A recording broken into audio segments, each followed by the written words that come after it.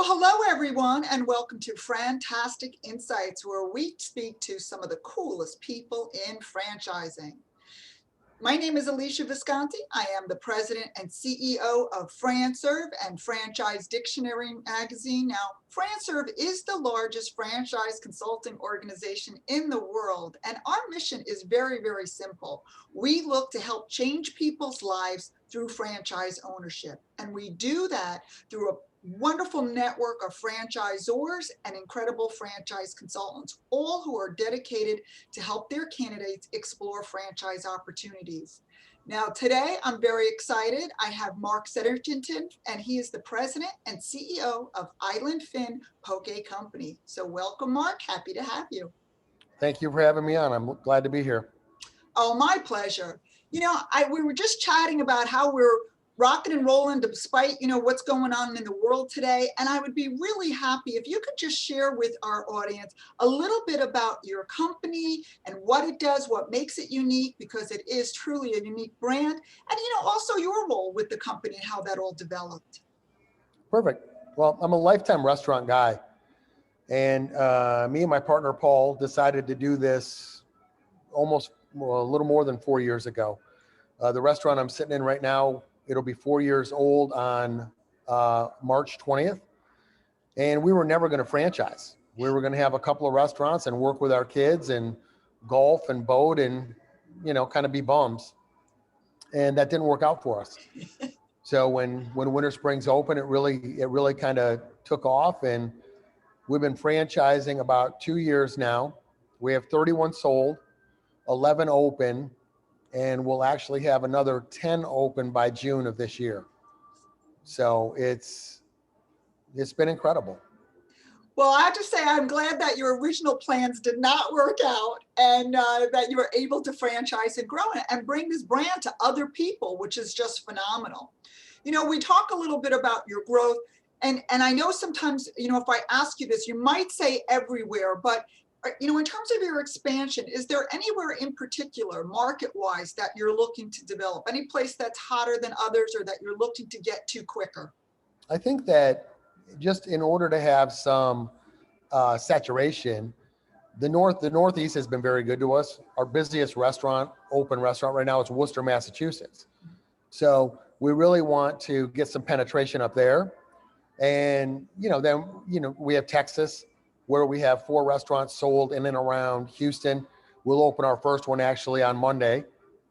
And so we want to get some saturation where we currently are. California, we have one outlier in Salinas. So we need to get some more saturation in California as well. But, home field advantage. Southeast Florida, we don't have a restaurant in Southeast Florida yet. And it baffles me. We'll have 7 open in Orlando by the end of March. And by June, we'll have 5, 6 open in Tampa, St. Pete. So there's a few areas. I don't want to say everywhere because, that would be, disingenuous. I don't want to be everywhere. I want to really focus on places where we currently have restaurants so we can, get some more bang for our buck marketing wise. Absolutely. Leverage it. Absolutely. So that makes perfect sense. So, what do you look for? If we're talking about expansion and in a franchisee, what makes a good franchisee for your brand? What do you look for trait-wise for someone? I think that the biggest thing, here's a funny thing. We say when we're hiring for the hourly team member that we hire personality and we train the skill. And some of that is the case with a franchisee as well, because we're a very experiential brand, meaning I want the in-dining experience. We're 65% to go, but and that's the thing that really helped us during COVID. But what you have to know is that every shop that's open is looked at as a neighborhood joint. So as a franchisee, your job isn't to be in the restaurant making bowls all day. If you're in the restaurant just grinding away making bowls all day, you're going to fail. So what you need to do is hire a great hourly team to run your restaurant, and you need to spend your time in the community making friends. And I know that sounds, a little simple, but it's really the key. I mean, people like Winter Springs, where I'm sitting right now, people look at this place and they root for you to be successful during this time because they want the little guy to win. And we're little guys. Every shop is its own thing. Now, does someone need to have, the restaurant background, the food background? Can you elaborate a little bit on that? Not at all, because we're really not a restaurant. We're a retail space, and our goods and services are poke bowls, right? Jim in Worcester came from 20 years at Staples. He got downsized, decided he was going to go and he wanted to do something of his own, and he settled on Island Fin. And the reason that Jim has the success that Jim's having is that he buys everything. If you say jump, Jim doesn't ask you why you want him to jump. He says, how high do you want me to jump? And he gets to jumping. And everyone in his community knows him. Everybody roots for Jim. I mean, they were zero dine-in until mid-July. Then they opened up for 25% dine-in the week of their 1-year anniversary. And in July, they set a sales record for the company. I mean, that's what we look for. We look for people that you're buying a franchise for a reason, right? If you want to create your own, you create your own. You buy a franchise you're buying my 30 years of mistakes, right? You're buying all the times I've tripped up. And that's why we've created the plan that we have. Come in, execute the plan. Yeah, I really think it goes to that whole concept of, being business for yourself, but not by yourself, right? We hear that so much with franchising because exactly what you said. You mapped out an idea for success, and if your franchisees follow the system, they follow that mapped out success as well. So I agree with you 100% on that. That's the reason people want to own a franchise and not do it on their own. Their success rates are much higher. Well, I Now, think that correct me if I'm wrong here, Mark, but I'm pretty sure you guys do a veteran discount too, right? yeah, we do. We do. It's $2,500, and we currently have a Coast Guard veteran in Latasha in Bowie, Maryland, and she's going to open 2 restaurants. The first one is open, coming up on a year, and then Tommy in Windermere, Florida, he's an ex-New York City cop and an ex-Marine. So very good. Well, we know that, right? How well veterans do as franchise owners, and I'm a member of VetFran and promote that. So thank you so much for the discount to our veterans who have served. Absolutely. yeah, it's important to us. And it shows. Now let's go a little bit deeper. Talk about one of my favorite hashtags on social media. I probably use it more than I use my own company for a hashtag, and that's the hashtag of Franchise Strong. And when I use that hashtag, I always feel that it kind of embodies what I believe franchising is all about, and that is that community that you're talking about, where franchisors help franchisees peer-to-peer. Franchisees help one another. Us being a supplier, helping you guys grow and find new franchisees. And it is that community of caring people who truly are passionate about helping other people have their dreams come true of franchise ownership, of business ownership.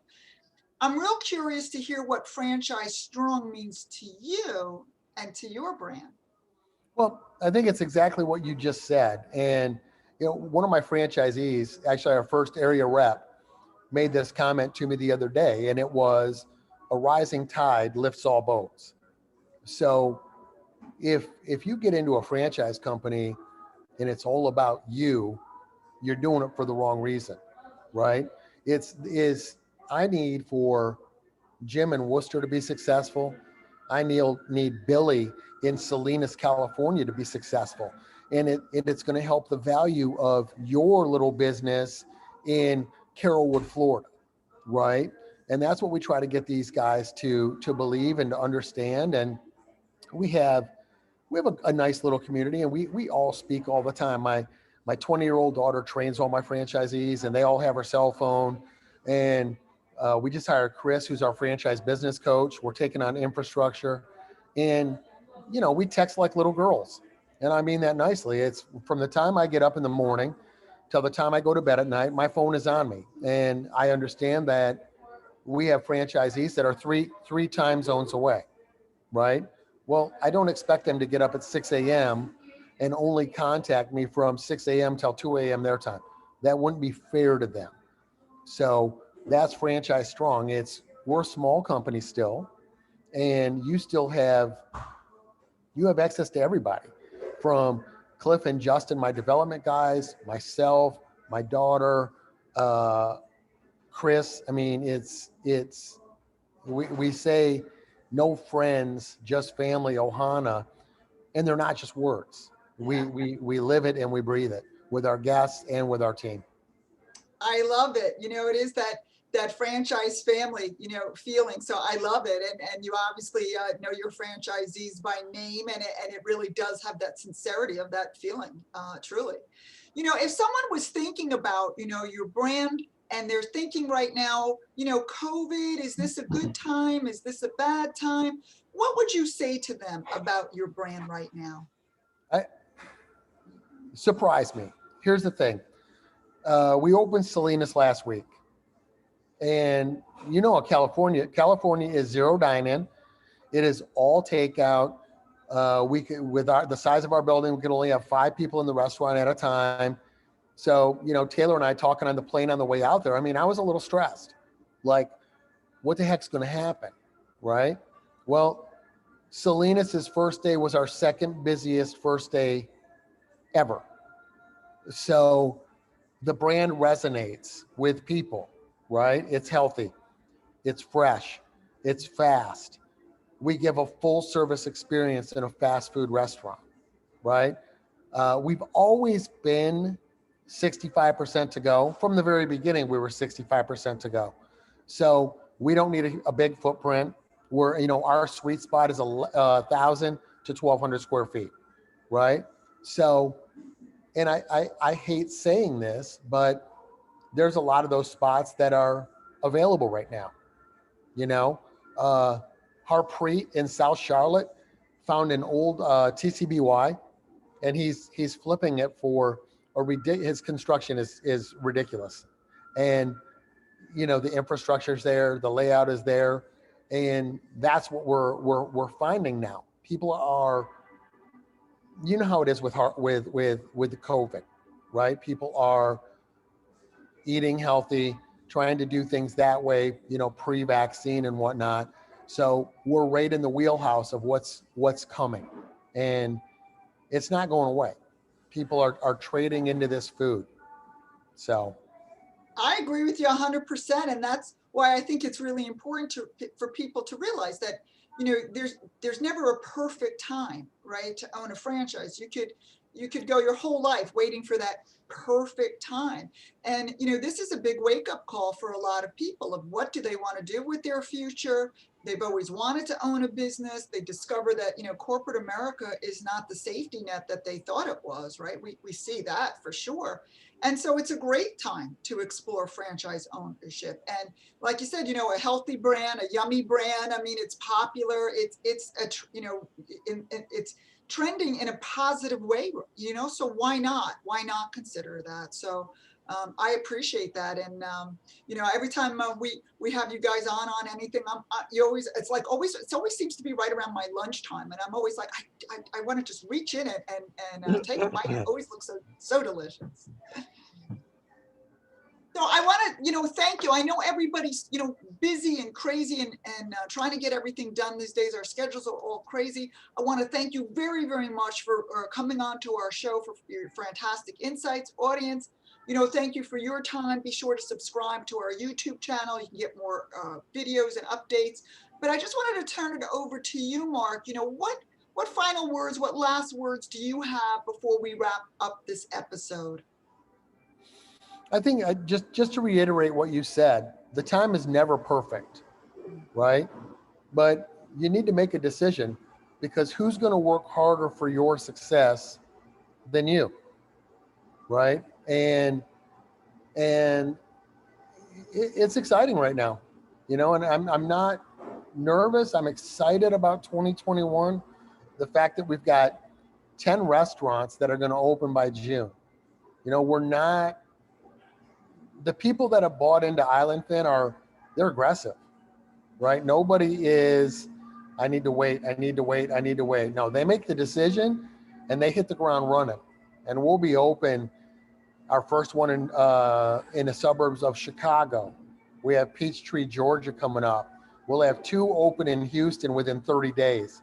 So we're coming, and you definitely want to be on board with this. Low cost of entry, you know, quick turnaround to making money, and honestly, the food is just ridiculous. Well, that is a wonderful way to end that, I have to say. So I will just say thank you again, Mark. And I just have to say it, have a fantastic day. Thank you for having me.